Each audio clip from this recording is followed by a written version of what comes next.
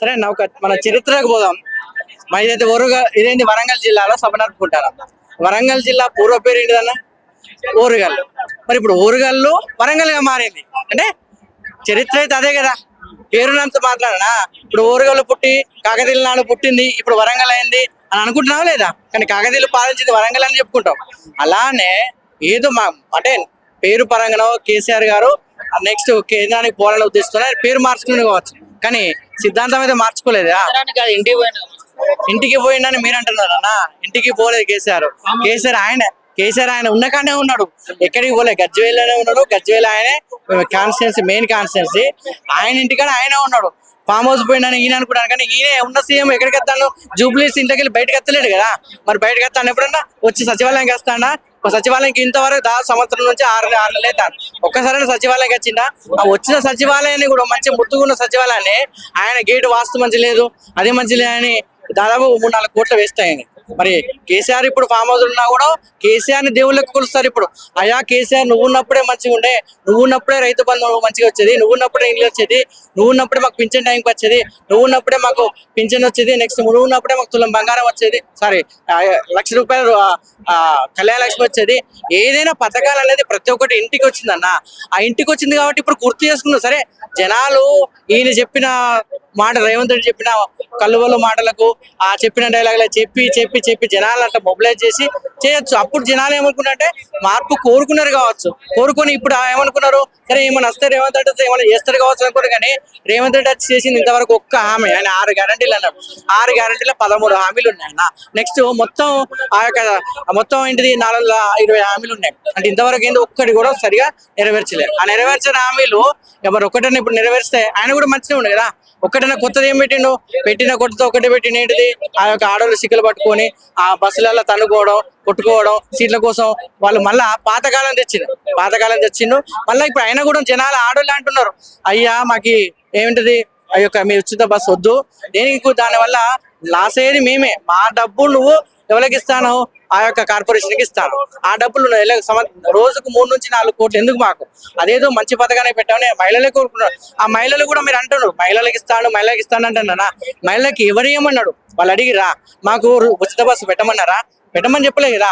ఉచిత బస్సు వద్దు మాకు ఇవ్వండి, 2,000 ఇస్తాను ప్రతి మహిళకి.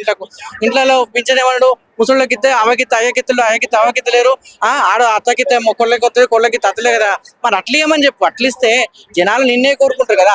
16 నెలల కాలంలో నీ యొక్క మంత్రులే నిన్ను నమ్ముతలేరు. నువ్వు ఒక మంత్రిని నమ్మవు, నువ్వు ఒక జనాలకు మంచి చేసిన రోజు లేదు, జనాల దగ్గర పోయి మాట్లాడిన రోజు లేదు. ఏమున్నాయండి? ఢిల్లీ అని ఢిల్లీకి మూటలు పంపడు తప్ప ఇక్కడికి జనాలకు ఒక్కసారి ₹1 కేటాయించిన సందర్భం అయితే లేదు కదా. అదొకటి మీరు కూడా చెప్పాలి. మరి ఇప్పుడు ఫైనల్ ఏం చెప్పదలుచుకున్నారు? మరి కాంగ్రెస్ ప్రభుత్వం నుంచి ఏంటంటే రేవంత్ రెడ్డి గారు ముఖ్యంగా మేము చెప్పదలుచుకున్నది ఏంటంటే, సరే మీరు చేస్తున్నారు కాంగ్రెస్ ప్రభుత్వము అప్పులు అని మమ్మల్ని అన్నారు. అప్పులు అన్నాడు. కాంగ్రెస్ గవర్నమెంట్ వచ్చి 16 నెలల నుంచి ఇప్పుడు దాదాపుగా 16 లక్షల అప్పు చేసింది. మరి అప్పుడు చేశాను. మరి ఇప్పుడు నువ్వు ఎందుకు చేస్తాను అప్పు? కేసీఆర్ అప్పు తెచ్చింది కావచ్చు. నా కేసీఆర్ అప్పు తెచ్చి దేనికి పెట్టిండు? కాళేశ్వరం ప్రాజెక్టుకి పెట్టిండు, నెక్స్ట్ ఆ యొక్క కళ్యాణ లక్ష్మికి పెట్టిండు, లేకపోతే మన చెరువు మిషన్, కాకతీయ మిషన్ భగీరథ, అలాంటి మంచి మంచి పథకాలే పెట్టిండు. మరి నువ్వు ఇప్పుడు 10 లక్షల కోట్లు అప్పు చేసి ఇంతవరకు ఒక్క ప్రాజెక్టు కూడా కట్టలేదు. అదైనా ఆలోచించండి. ఇప్పుడు ఆలోచించిందంటే ప్రజలకు మంచి చేస్తే ప్రజలు ఖచ్చితంగా కోరుకుంటున్నా. ఇప్పుడు మనం ఏం చేస్తలేం, నువ్వేం చేస్తలేవు కాబట్టి జనాలు ఏంటంటే అప్పుడు మార్పు నీ కోట్లు వేసి కావచ్చు, కానీ ఇప్పుడు నువ్వు సర్పంచ్ ఎలక్షన్ లో ఎంపీటీసో జెడ్పీసో పెట్టు గుద్దుతారు కదా. కాంగ్రెస్ కు మొండి చేయి చూపించి కేసీఆర్ కు ఖచ్చితంగా పట్టం కట్టడానికి సిద్ధంగా ఉన్నారు గ్రామాలలో. అది వాస్తవం. ఎందుకంటే ఈయన వెనక పోతున్నాడు. 16 నెలల తర్వాత ఒక్కసారి పెట్టపోయిన మరి ఎందుకు 16 నెలల తర్వాత ఈ రోజు బయటకు వచ్చిండు కదా కేసీఆర్. ఇకపై వస్తాడా లేకుంటే మళ్ళీ ఇంకో సభ కోసం ఎదురు చూడాలి ప్రజలు? కేసీఆర్ ఎప్పుడు వస్తారా కానా?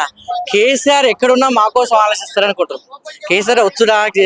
కేసీఆర్ వచ్చడానికి రేవంత్ రెడ్డి కోసం కేసీఆర్ వచ్చేదన్నా. దమ్ముంటే అసెంబ్లీలో కేటీఆర్ కు నెక్స్ట్ హరీష్ రావు కొట్టుకోమని హరీష్ రావు వచ్చి కేటీఆర్ చెప్పే డైలాగ్లకే సమాధానం చెప్పలేక ఇష్టం వచ్చినట్టు బూతులు మాట్లాడుతున్నారు రేవంత్ రెడ్డి. అసెంబ్లీ సాక్షిగా ఏమంటాడు? మిమ్మల్ని బట్టలిప్పి కొడతా అంటారా?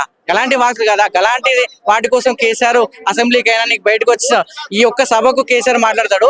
ఆ కేసీఆర్ మాట్లాడిన దానికి రేపు సమాధానం చెప్పుకోను. ఆ సమాధానం చెప్తే సరిపోద్దనా? ఆయన ఎక్కడున్నా జనాలు కోరుకునే వ్యక్తి. నీ లెక్క జనాలను పీడ్చ తినడు, హైడ్రా అని లేకపోతే మూసి అని జనాలు ఎప్పుడు కూడా ఇబ్బంది పెట్టలేదు. ఎక్కడున్నా ప్రజల బాగా కోరుకున్నాడు, ప్రజల మంచి గుణాలను కోరుకున్నాడు. నీలాగా మాత్రం జనాలు హింసించిన సందర్భాలు అయితే లేవు. చాలా మంది చనిపోయారు కదా, రైతు ఆత్మహత్యలు చేసుకున్నారు. అవన్నీ చేసుకున్నా కూడా కేసీఆర్ హయాంలో కూడా చాలా జరిగినాయి, మరి ఇప్పుడు కూడా జరుగుతా ఉంది. అసలు దీనికి ఎందుకు రైతులకు మరి అసలు ఏంది? కేసీఆర్ సందర్భంలో రైతులు ఆత్మహత్య చేసుకుని చాలా తక్కువ అన్న. కానీ ఇప్పుడు రైతులు దాదాపుగా 450 మంది చనిపోయారు. ఆల్రెడీ లిస్ట్ కూడా ఉంది, లిస్ట్ సోషల్ మీడియాలో చెక్కర్లు అవుతున్నారు. మరి వాళ్ళకి ఏమన్నా నష్టపరిహారం ఏమైనా ఇచ్చిందా? ₹1 కానీ మేము మన కేసీఆర్ గవర్నమెంట్ ఉన్నప్పుడు ఆయన చేసిండు, జరిగిపోయిన దాదాపుగా 15 రోజులనే రైతు బీమా ఖచ్చితంగా వాళ్ళకి వచ్చేది. ఇప్పుడు ఒక్క రైతు కూడా 450 మంది చనిపోయారు కదా, ఒక్కరు కూడా రైతు బీమా వచ్చిందని చూపెట్టాను. అంటే కేసీఆర్ పథకాలతో ఏమొద్దు అంటే అనుకోవచ్చు, కానీ కేసీఆర్ పథకాలు ఇవ్వకపోతే సరే పేరు మార్చని ఏమని చెప్తాను. పేరు మార్చి ఇస్తే ఏమైందండి? జనాలకే కదా, ప్రజలకు చేరుకుంటే మనకే మంచిది కదా.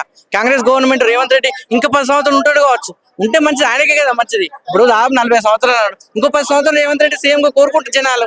మంచి చేయమని చెప్తున్నారు కానీ ఏం చేయకుండా కేసీఆర్ అంటే కేసీఆర్ అంటే కేసీఆర్ కోసం కాదు కానీ సీఎం అయింది, జనాలు గెలిపిస్తే సీఎం అయింది. రాష్ట్ర విభజన తర్వాత కేసీఆర్ కు 10 సంవత్సరాలు, రేవంత్ రెడ్డి గారికి 10 సంవత్సరాలు, తర్వాత బీజేపీలకు 10 సంవత్సరాలు అవకాశం ఇవ్వాలంటారా? అవకాశం ఎవరు ఇస్తారన్న? జనాలు ఇస్తారు అవకాశం అనేది. నీకు ఏదో సుడి వచ్చింది ఏడా కర్ణాటకలో ఆ యొక్క ఊపులో సరే, ఆడ 6 గ్యారంటీలో ఆడ కొంచెం హెల్ప్ అయింది కాబట్టి ఇక్కడ గెలిపించింది కాబట్టి నేను ఆ పథకాలు మార్పు అనే జనాలలో రావడం, పథకాలు కొంచెం పెట్టి గెలిపించింది కావచ్చు. కానీ 5 సంవత్సరాలు కాదన్నా, ఇంకొక 6 నెలల లోపు సీఎం ఉండడం ఆయనకు తెలియదు. ఎందుకంటే ఊకపోతాడంటే ఈ సభ తర్వాత సీఎం ఊడిపోతాడు ఏంది, మళ్ళీ కేసీఆర్ వచ్చి కూకుంటాడు సీఎం సీట్ లో? సీఎం కేసీఆర్ కూర్చోడు అన్న. సీఎం కి అవసరం ఏమున్నాయి? ఆయన కేసీఆర్ అనే వ్యక్తి ఫస్ట్ చెప్పిండు, ఏమన్నాడు? నేను గెలిపిస్తే మీకోసం ఇంకా చేస్తా అన్నాడు. మీరు ఓడగొడితే కంపల్సరీ నా ఇంట్లో నేనే ఉంటా, నా పని నేను చూసుకుంటా అన్నాడు. చూసుకుంటాను ఆయన పని చూసుకుంటా. నువ్వు కేసీఆర్ రావాలి ఎందుకు అనాలి? కేసీఆర్ ఓడగొట్టింది కాబట్టి కూర్చున్నాడు కదా, నువ్వు పరిపాలించావు. కానీ ఊకే కేసీఆర్ చెప్పేందుకు? కేసీఆర్ చెప్పం కాకుండా నువ్వు మంచి పని చేస్తే నీ చెప్పని చెప్తారు కదా జనాలు. రేవంత్ అన్న ఈయన డబ్బా కొట్టుకుంటాడు. ఏమంటే చెప్పరా, ఎక్కడికి పోయినా నన్ను రేవంత్ అన్న అంటాను, రేవంత్ అన్న అంటాను. వాడు డబ్బా కొట్టుకుంటా అన్న. ఎప్పుడు కూడా డబ్బా కొట్టుకోవద్దు ఎవరు కూడా. నిన్ను రేవంత్ అన్న అంటారంటే జనాలు అనాలి. కేసీఆర్ అని అంటారు, ఎందుకంటారు? మంచి చేసింది కాబట్టి. నువ్వే అంటావు నన్ను ఎక్కడికి పోతే రేవంత్ అన్న అంటాను, వీడికి పోతే రేవంత్ అన్న అన్నంత మాత్రాన ఆయన డబ్బే కొట్టుకుంటే పని నడవదు కదా అన్న. పని చేయాలి, పని చేస్తే పని నడుస్తుంది, మంచి చేస్తే మంచి చేస్తారు.